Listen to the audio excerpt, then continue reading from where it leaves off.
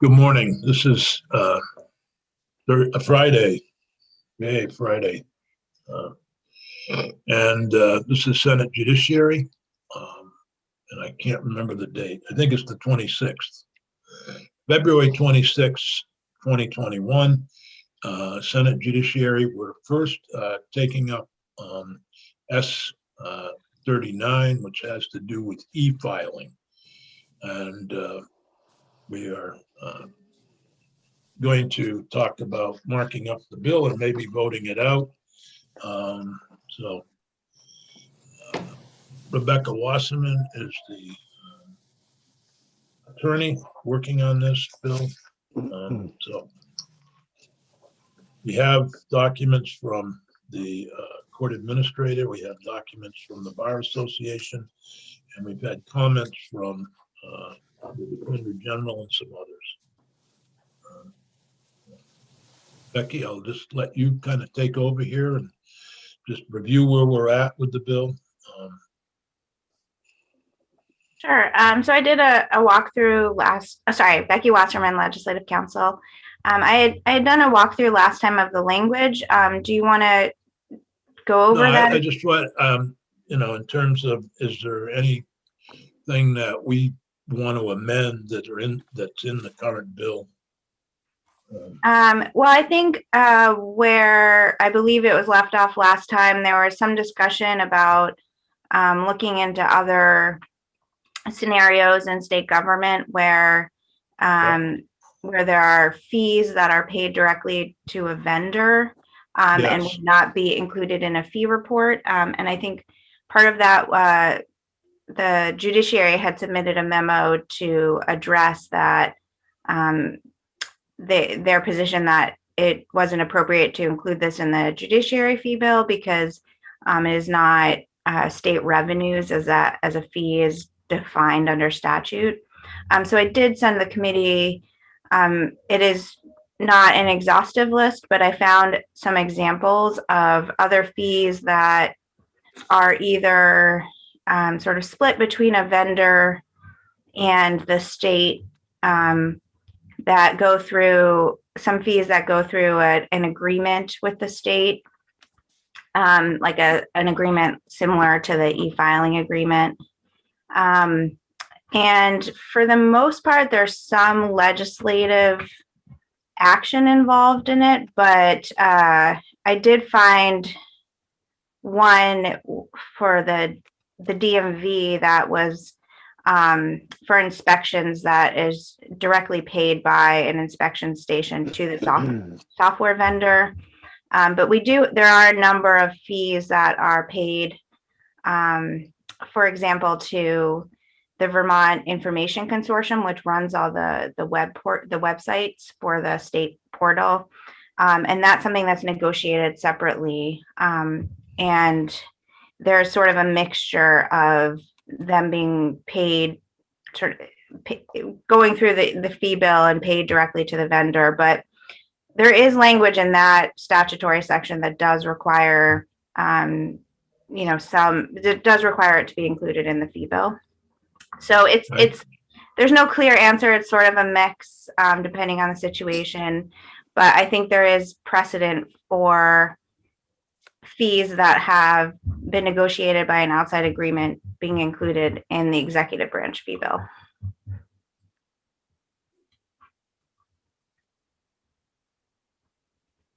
Okay. Anybody else with any comments? Matt, Terry Corsones, or Senator Baruth? Can I just ask again, what was the date we took this up so I can go to the draft? Or can somebody point me to the draft? 2/19, February 19th. 2/19. Okay, thank you.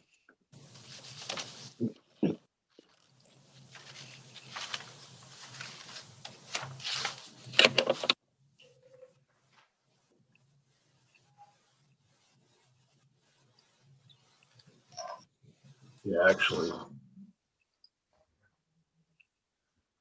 maybe if you could put a copy of the bill up for screen share. I actually finding myself without a copy right now out in the wall. Well, you know why? Because I wasn't here for that meeting. There we go. So here, this is on the second page of the bill, which has the new language. Do you want me to focus on this or scroll up to see the entire section? Focus on the new language. Okay. Yeah, so this new language is adding a new subsection in the judiciary's fee report statute that says, notwithstanding any other provision of law, their fee report shall include any judicial branch fees associated with electronic filing and any proposals to reauthorize, change, or terminate any judicial branch fees associated with electronic filing. And this would go into effect next July, so not this year. Becky? Sure. Yeah. So this is one of those questions like I asked last time about dual authority in the different branches. So this is very clear that it would ask them to put this into this report. And then I assume the idea would be that the legislature would then operate on it as it does all other fees. But could the judicial branch satisfy this provision and yet also move forward on their own to change a contract, renew a contract? In other words, this provision doesn't necessarily, because they've declared that they have the authority to do this. And so I'm wondering about whether they could satisfy this law and still proceed as they have been with the vendor. So I think part of that answer is that I don't know all the intricacies of what that contract says. In dealing with other executive branch contracts, there are provisions that say, for example, like this contract depends on an appropriation from the legislature. So there's some acknowledgement that the legislature has to take an action before the contract can be enforced, I guess, in that way, because there needs to be money to pay for it, for example. So I think that the year lag would give the ability to sort of renegotiate something where it acknowledges that the legislative process is involved in any changes to the fees. So that way the contracting can be still, I think, administered by the judicial branch, but sort of allow for this legislative process that is done in other situations with many state contracts. So I think it's possible. I think the idea with the delayed effective date was that there was a renegotiation. My understanding was that there was a renegotiation coming up. So this could allow for that renegotiation to take into this new statutory provision into the context of whatever those new contractual provisions are. Okay, thanks. Because I find myself supportive of the bill and what it's trying to do. I've never been in a situation since I've been in the legislature where we had essentially a standoff between two branches. So, well, I guess I would characterize this as a rather timid attempt to at least get them to consult with the legislature through their fee report. My frustration grew at the continued complaints that I've had about the e-filing system and the rollout. But one of the things that I'm concerned with is, did they shift the cost from the judiciary to other branches of government, specifically most of the criminal justice system and the juvenile and the civil justice system? So our lawyers now paying a cost of something the judiciary pay within their budget. That's another interesting way to look at this, because I think Matt may have alluded to this a while back. So maybe Senator, it was John Campbell. Yeah. Senator Sears, Yes, can I Senator. make a comment Yeah. about Senator Baruth's statement that he is, in all his years, he's never seen a standoff between different branches. I think we see it every day between the legislature and the executive branch. Yeah, I guess I meant the judicial branch, which Yeah. is the one that's usually charged with mediating. So, Yeah. But good point. It's a daily occurrence that way. Yeah, although I don't want anybody left with the opinion that we don't work with the other branches. Oh, no. Any other comments on this bill from anyone before we decide what to do? You can take the bill down now, please, so I can see everybody. Matt, any comment? Yes. And I'm a board member and a past president of the VBA.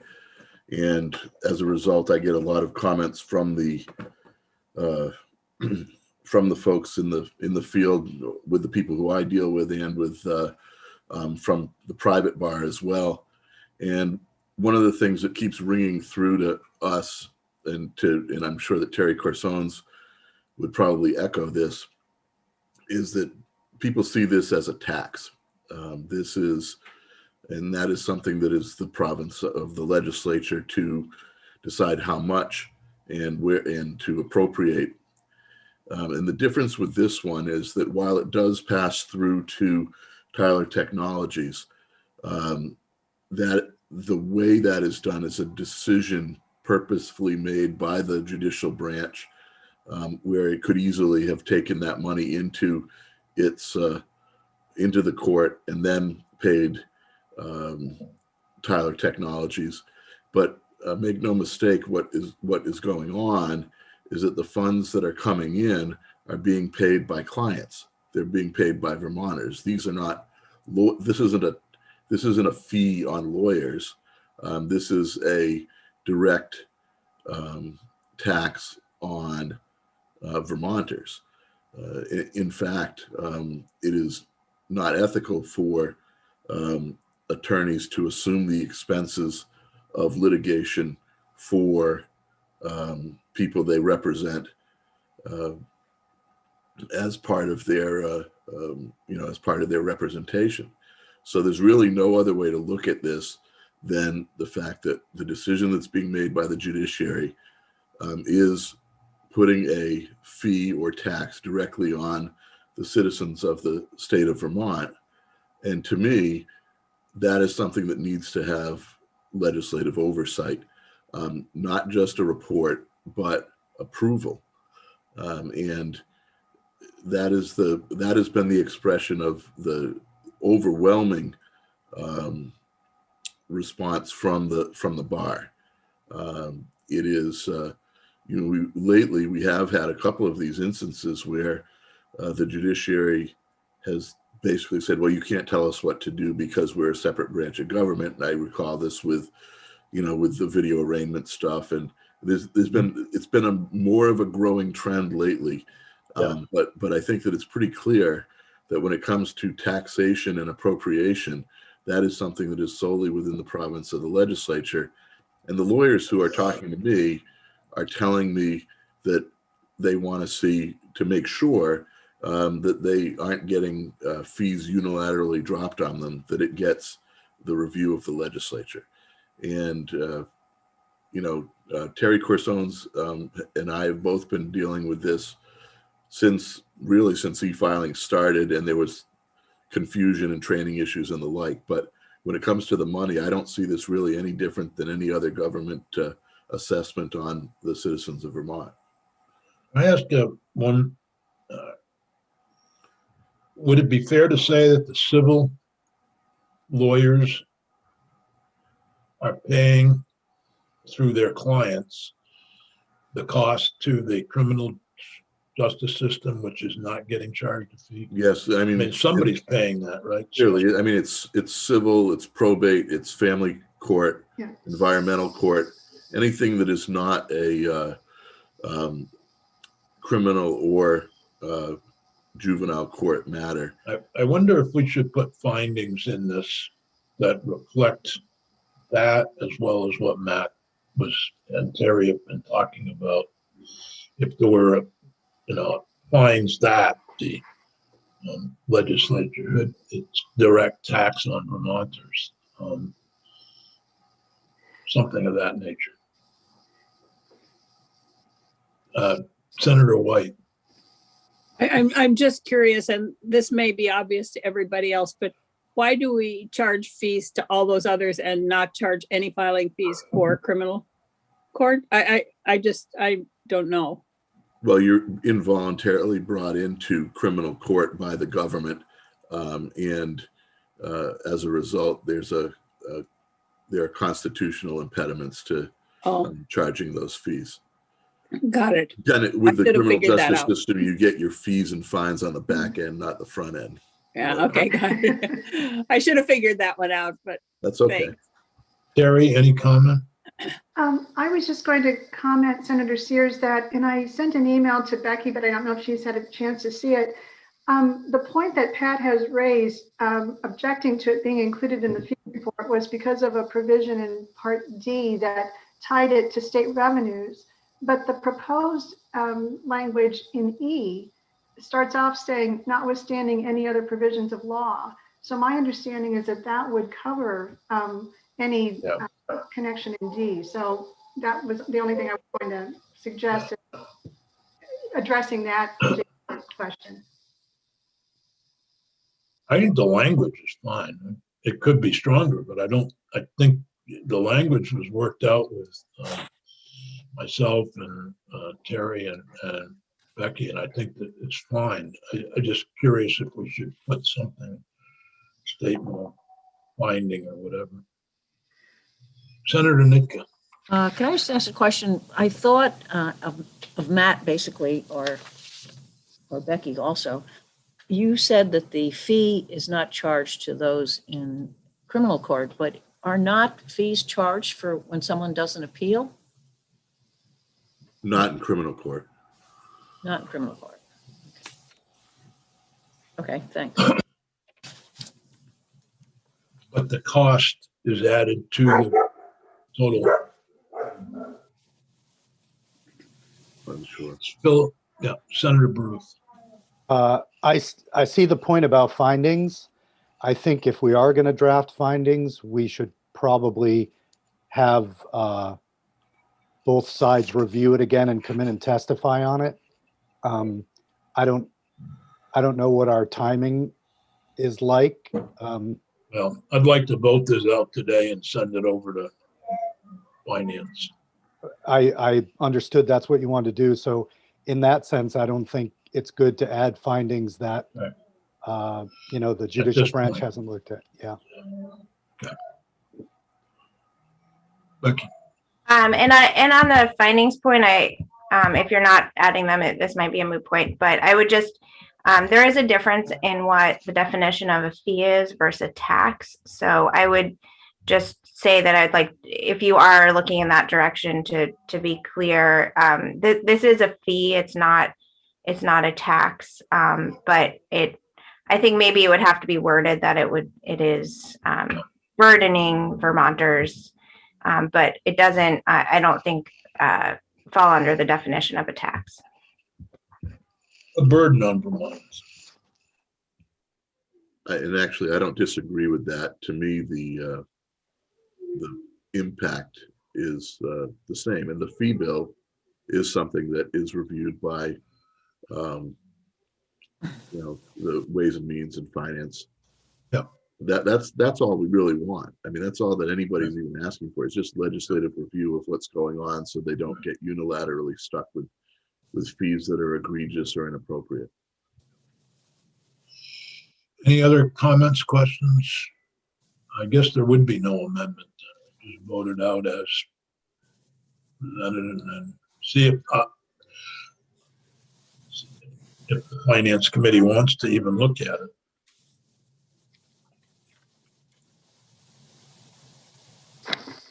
I could leave it to John Bloomer to decide whether it should go to Finance or not, and send a copy to Ann.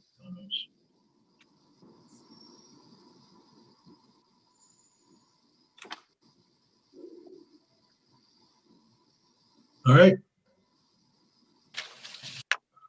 Senator Baruth, So if you would entertain a motion, I I would would. move that we report this favorably. Senator Baruth has moved that we report S39 favorably as presented. Any further discussion? Although, oh, Peggy, would you please call the roll? Sure. Senator Benning, Aye. Senator Nika, Yes, Senator White, Yes, Senator Baruth, Yes, Senator Sears. Yes. Who would like to report this? I'm looking at the attorney sitting next to me in my virtual room. You know what I just learned? If you hover your little hand over a picture of somebody, you can actually move them to a different location. I on did the too, screen. yeah. Yep. I just learned that. Okay. Does that mean you're willing to report the Wait. bill, Senator? Unless Jeanette is chomping. Oh, at the no. bit to tell us no, what it I'm is. hovering my hand over We've you. He's trying to given- move. No. You have to. I don't understand what you just said. no, Put your you got to drop cursor. and drag. Yeah, put your cursor on the picture. And No, then she's drag got it to a, different Oh, location. I've got an iPad. Oh, I okay. think you can just do it with your finger by dragging on the screen, Jeanette. I just missed everything up. Now I've got everything messed up. I need to go back on top here. All right. All right, so I'll report Sorry. it. Morning. So, How are you, Is it Jim? the as introduced version I Yes. believe it is. that we're voting out? Okay. Yep, So- we voted out the version without amendment. If, Becky, if you would just send a note to Senator Cummings to see if she wants the bill. Becky, I would like a short blurb on what the bill's about. And Peggy, I'll need the list of witnesses. Yep. And I think Senator Benning, all you need to do is email John Bloomer and Vanessa and tell them we voted out favorably and the vote was 5-0-0. You don't need to send anything else. Thank you. can I Yeah, sure. ask one last question?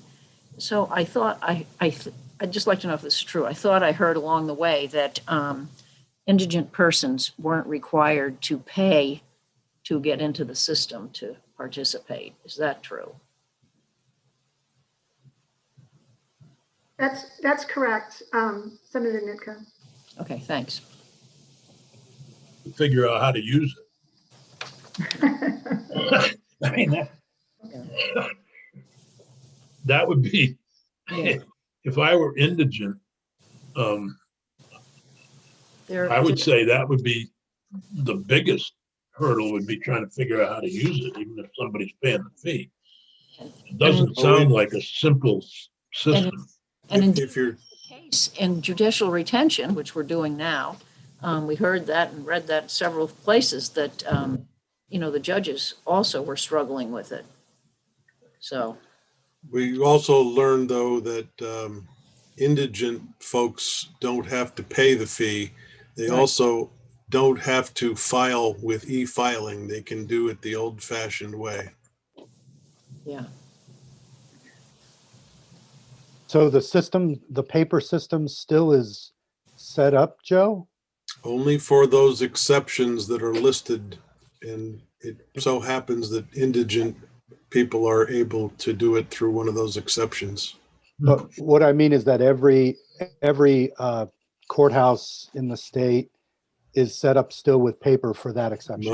My understanding is that if you are indigent, you can walk in the front door and hand them a paper document. Okay. Or They take it from there. Oops. Terry has her hand up though, so maybe she's going to Terry. overrule me. Well, no, not to disagree, but actually it's pro se litigants who have the paper filing or e-filing, and that would include oftentimes indigent persons. And Senator Baruth, what happens then if they paper file, court staff scans it into the e-filing system? I see. And in that way, do they pick up the cost? If they're indigent, and then no, they would not. If they paper file, then No, I mean, well, what I mean is they're scanning it into the e-file system for the indigent person. I assume the vendor still collects a fee from somebody. To be honest, I'm not positive if there's an electronic filing fee that gets triggered in that scenario. I don't know, in all That's- honesty. That's interesting. Why, Yeah. I'm interested that Tyler Technologies would go along with that, just to have a broad category of I'm feeless going to, filings. But anyway, I haven't read the contract, so. yeah, it's 1,200 pages, so, but it's my understanding that there would not be an electronic filing fee in that situation because court staff would, they don't pay a filing fee when they do any e-filing court order into the system. So my guess is there would not be. Matt, maybe you have insight. Yeah, that's correct. My internet just froze everything you said. Could I ask you to repeat your answer, Terry? Sure. It's my understanding that there would not be an electronic filing fee if court staff is scanning a paper filing into the system. They themselves don't pay an electronic filing fee if they're using the system. And I assume, and Matt said that that was his understanding also. Something tells me that Tyler Technologies is not going to like this setup for very long and is going to figure out Vermont may not be a profitable experience. Senator Sears, this is Judge Grierson. Yeah, Judge. I'm certainly late to this meeting, but Yep. I have not been involved significantly in this email filing, but following the last discussion, what Terry and Matt Valerio have indicated is accurate. If a self-represented litigant comes to the counter, there is not a filing fee and their documents are scanned into the system. So that's my understanding as well. Good. Thank you. So we were scheduled to go on to S7 at 8:45 a.m. But I feel like I need a slight break to move from this to that. So if we could take 5 minutes just to get ourselves reacclimated from e-filing to expunging. Okay. If that's okay, Peggy. I don't think we need to go off YouTube or anything, just to give a short break. Sounds good. Everyone mute themselves, please.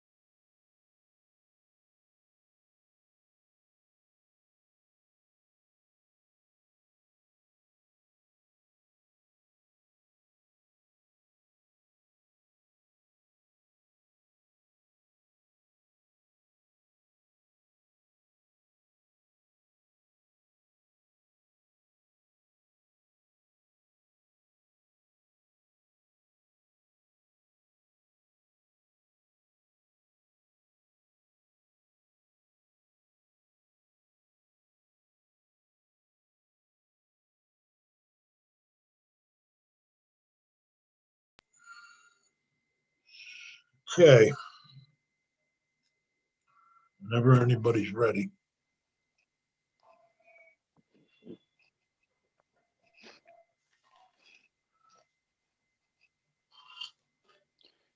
So how long did it go last night, Alice? Oops, you're muted. You're muted, Alice. 7.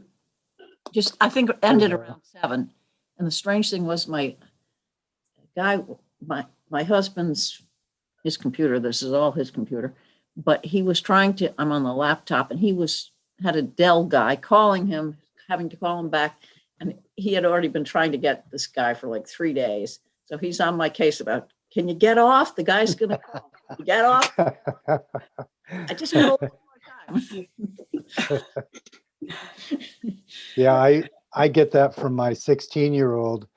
She'll just, all of a sudden, she'll just have enough of my voice or what I'm doing or whatever, and she'll come over and she'll stand just out of frame and she'll be like this.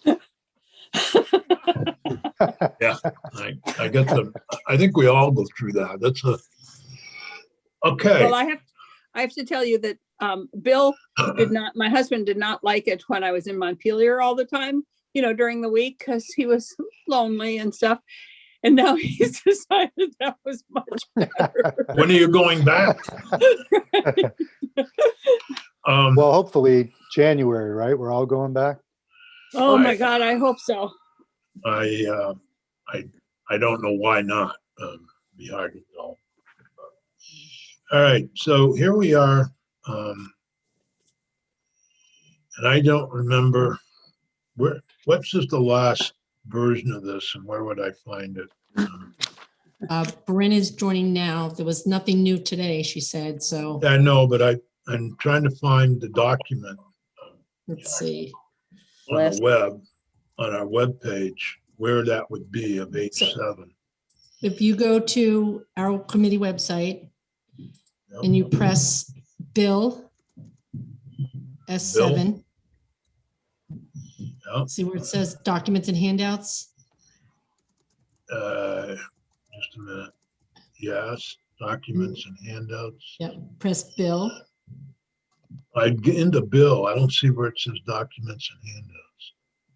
No, if it were, where it says S7, are you on Oh, S7? committee activity, No. documents. Yeah, I got it. Yep. Then you go to Bill. I'm at documents, Friday, February 26th. Where are the documents? So you see where it says browse by date, and then it says Bill, and then it says other documents. You're making me feel really I'm sorry, Senator Sears. incompetent here. I can't, I'm If at you could- S7. I got bills and I got S7 on my iPad. Here, can I share my screen with you guys? Yes, please. Okay, why don't I try that? And that way I can show you where to find it. Hold on, let me go back to Zoom. This would be helpful to all you guys.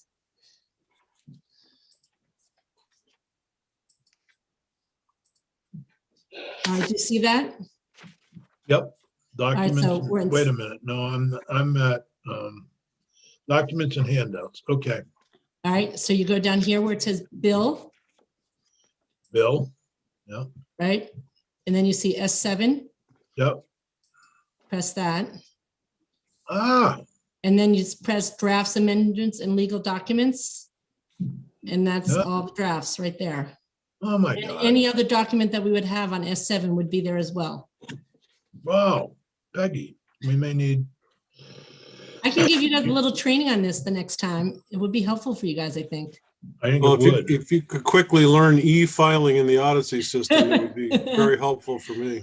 During your vacation, why don't you take the e-file system and learn it? Sure. Okay, so we've been over this 24-page document, correct, Bryn? We've already Yes. been over this draft. So You what have. is left? What is left here for decision making? So for the record, Bryn here from Legislative Council. So the last time you took testimony on S7, I think that there were a couple places where you wanted to hear some proposals from the witnesses.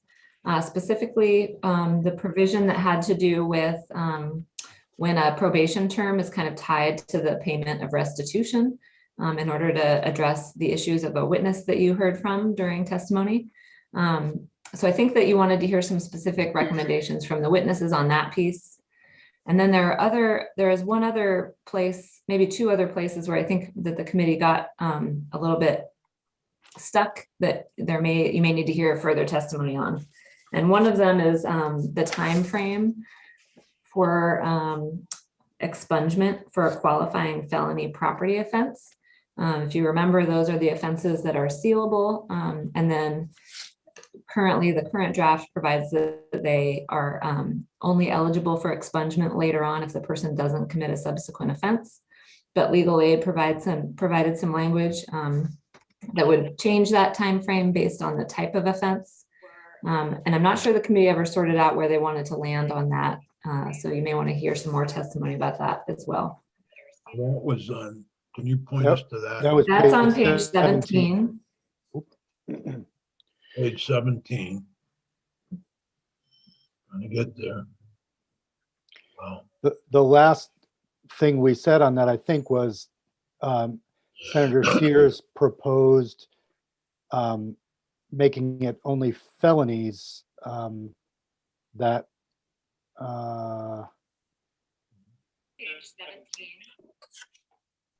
let's see. Yeah, so or has not been convicted of a misdemeanor.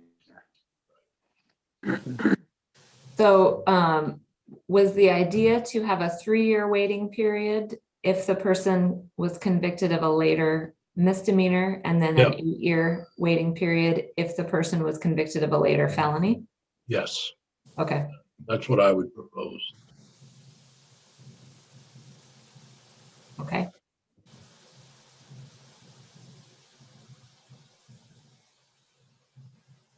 So just to be clear, the draft currently provides that there's an 8-year waiting period if the person does not commit any subsequent offense. Right. Okay.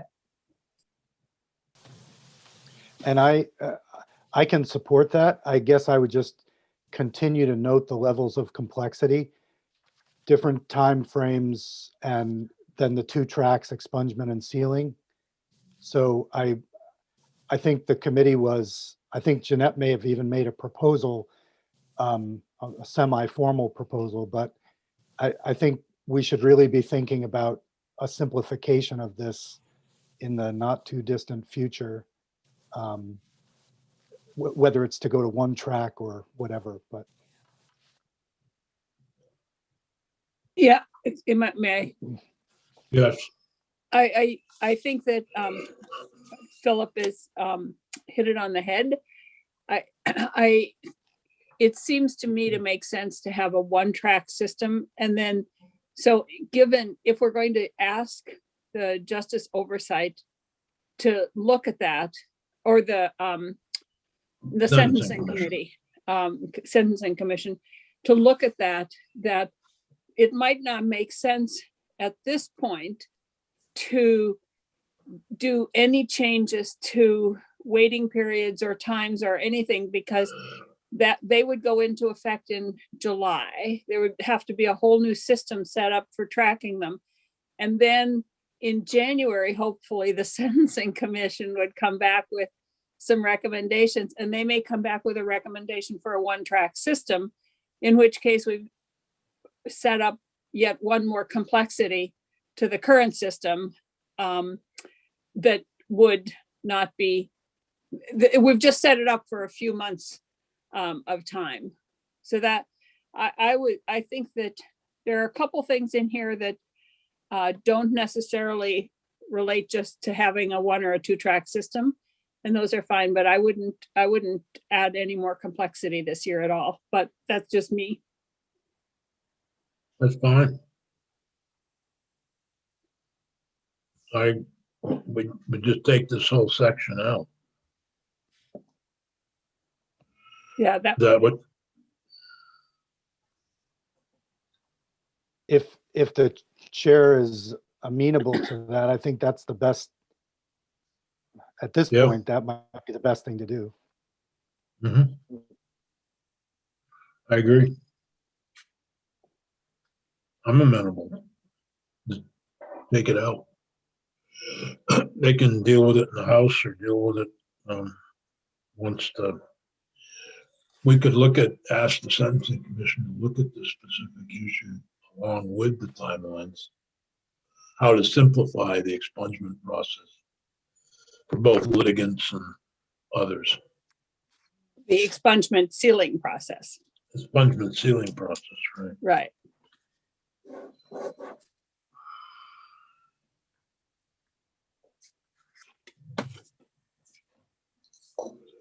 Okay. I do have some additional language for that directive to the Sentencing Commission. If Yep. Well, you'd that'd be like, good. would you like to look Yep. at that now? Okay. Yes, please.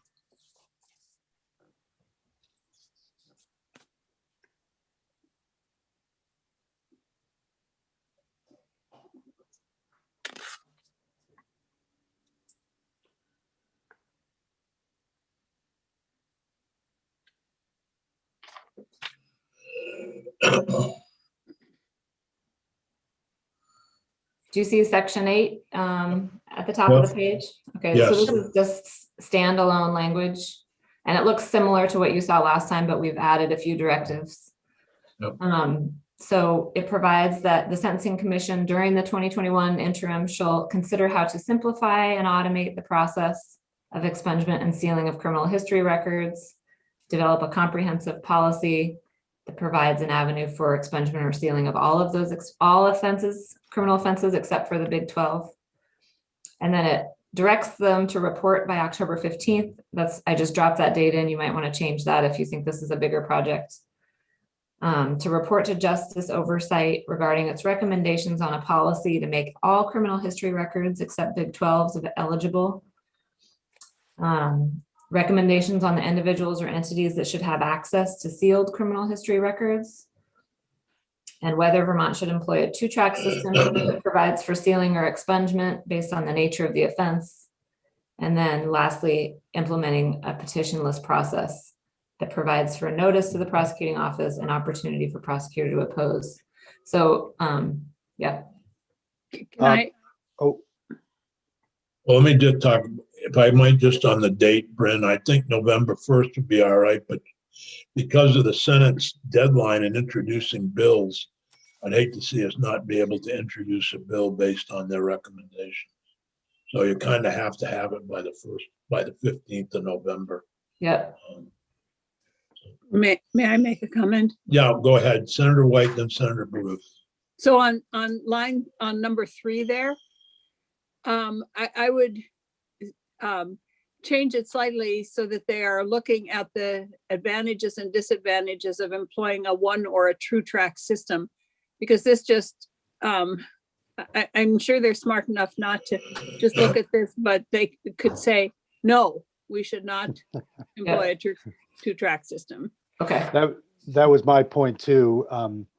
If we left it, I would say should continue to employ a 2-track system or move to a 1-track system. Yeah. Something like that. Yeah. Okay.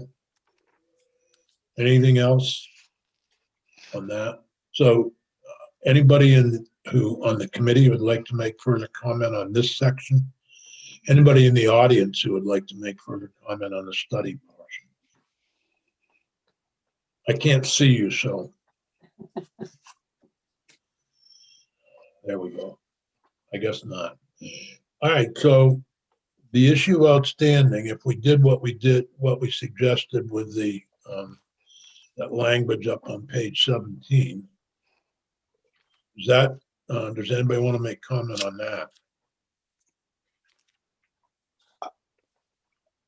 Do you mean the committee members? Yes. I think pulling it makes sense.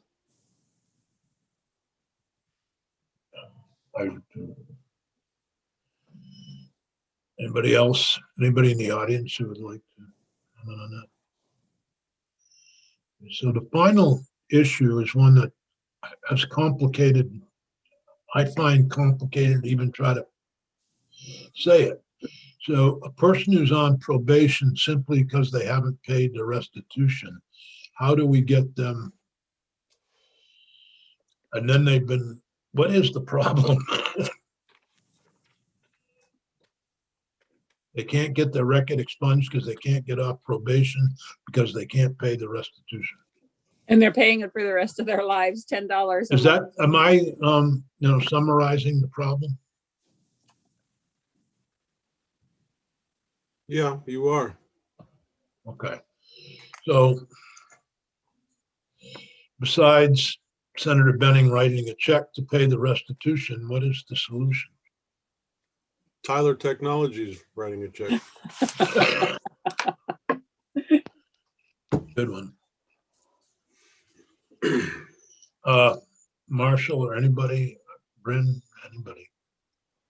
I'll chime in briefly. I have not shared this with the other stakeholders because I worked on drafting a little bit of language last night. So nobody has heard this suggestion yet, and they may have all kinds of holes to shoot in it or problems with it or otherwise. But my suggestion is to include language that basically allows a judge to recalculate in the interests of justice the timeline for calculating to recalculate the sealing or the applicable sealing or expungement timeline in the interest of justice if it is a person who has completed their sentence and part of their sentence was that they had a term of probation that required payment of restitution.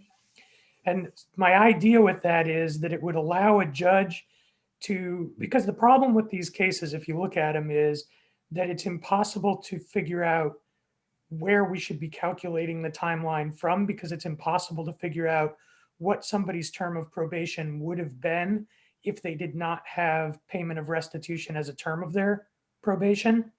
And so my suggestion is just to allow judges to recalculate that however they want, as long as it's in the interest of justice, which what I would imagine would happen is that judges would look at somebody's sentence and figure out sort of what an appropriate sentence for that person would have been if they had been paying restitution in the normal course of things, not as a condition of probation. And I think that the reason why this would work, like I think this would be a very difficult and awkward solution if there was a lot of these people, but there is not. I'm not sure how many people are out there that this would apply to, but it's a really small number because we don't do restitution as a condition of probation anymore. And we haven't for many, many years. I mean, I think it's been at least 10 years since judges have been imposing restitution as a condition of probation. So the number of people out there who would fall into this bucket is pretty few. And my suggestion is just to give courts the ability to adjust that time frame in those cases in order to essentially, kind of nunc pro tunc, go back and set the term of probation where it should have been in the first place.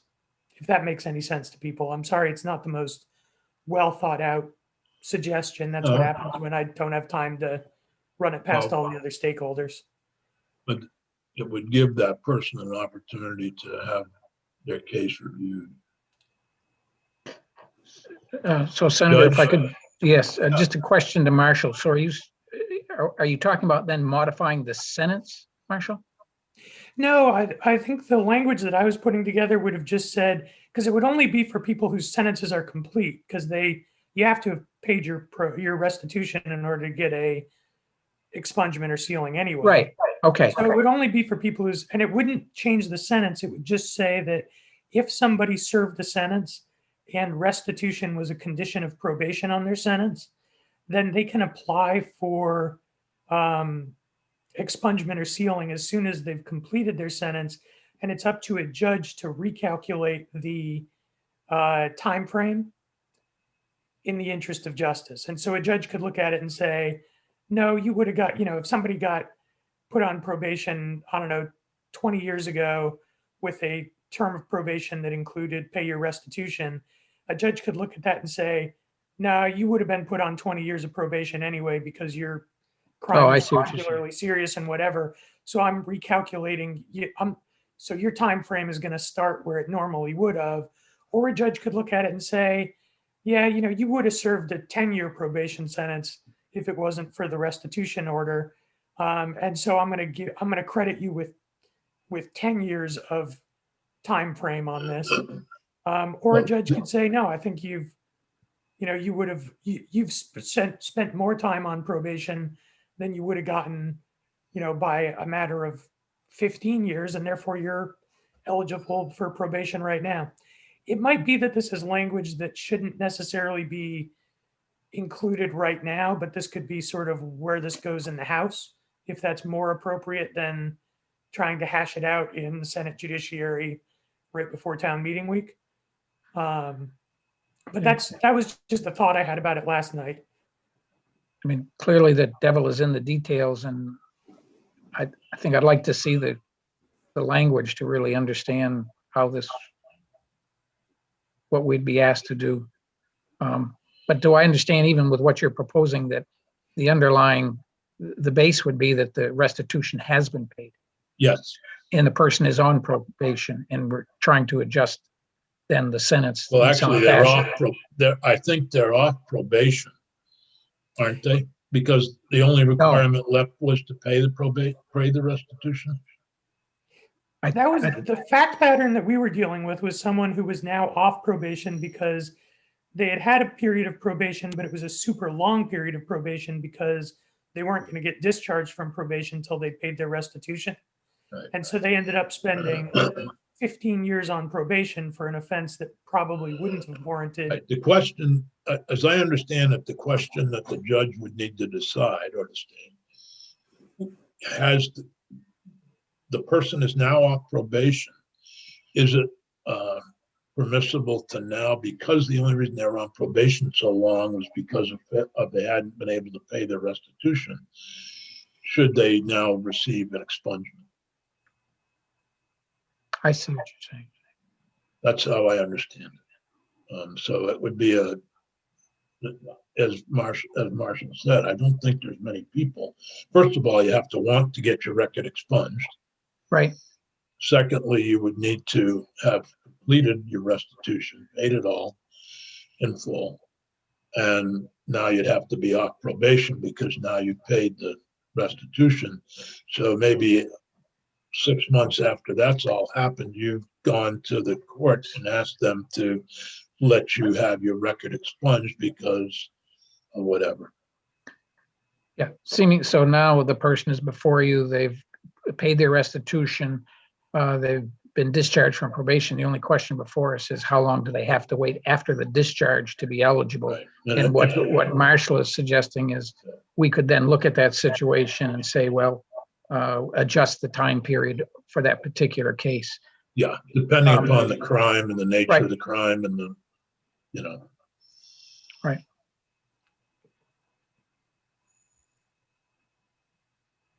I mean, it sounds like it could be workable from our end, if I'm understanding it correctly. But would it be better to wait till the House, or do you want to try to solve it here?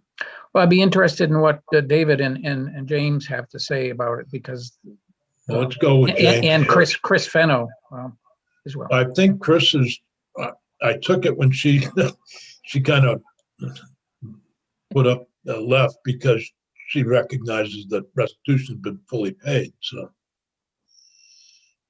Chris Fenno, for the record, Senator Sears, you are absolutely right. Once I got clear that the restitution was going to be paid, this does make sense to me for those few people who were caught in this system of a long probation. So it makes sense to me. Pepper? For the record, James Pepper, Department of State Attorneys and Sheriffs. We're supportive of this. It sounds like, the legislature made a policy decision, a decade ago about restitution and probation. And this just brings that benefit to the kind of population that is stuck in this kind of cycle. So we're supportive. David? Thanks, Senator David Chair, Attorney General's Office, for the record. I also like this idea. I support it. We would support it.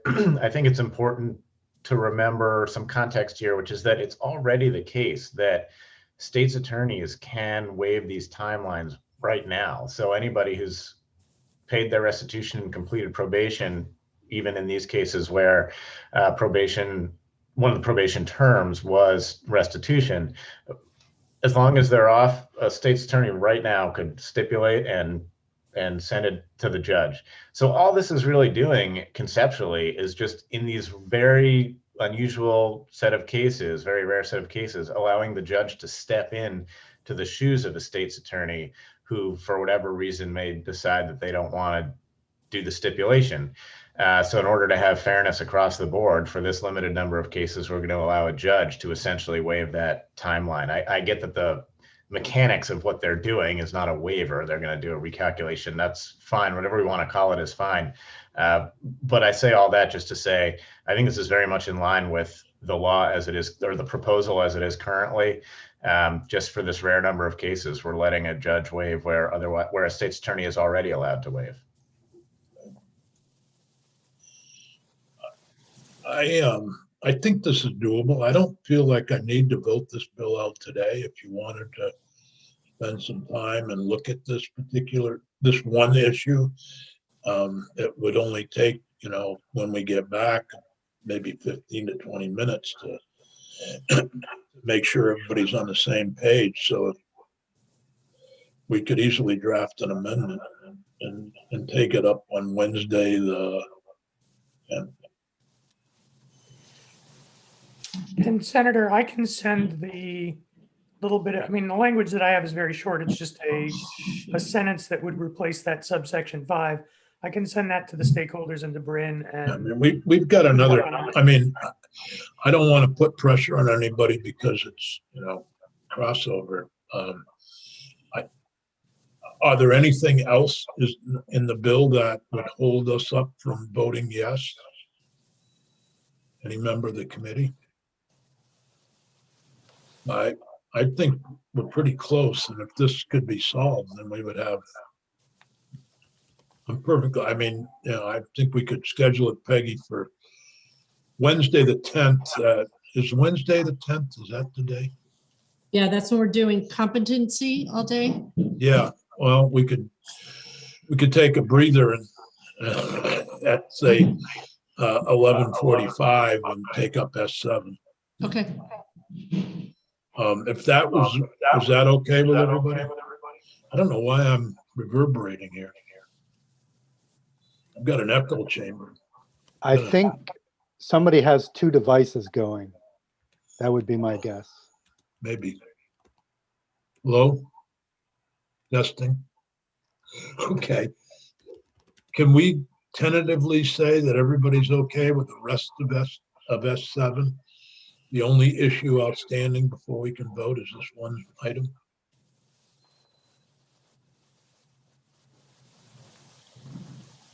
Okay. So that gives Bryn time, Marshall and Judge Gerson, David and Jim. Everybody seems to be amenable to this, so.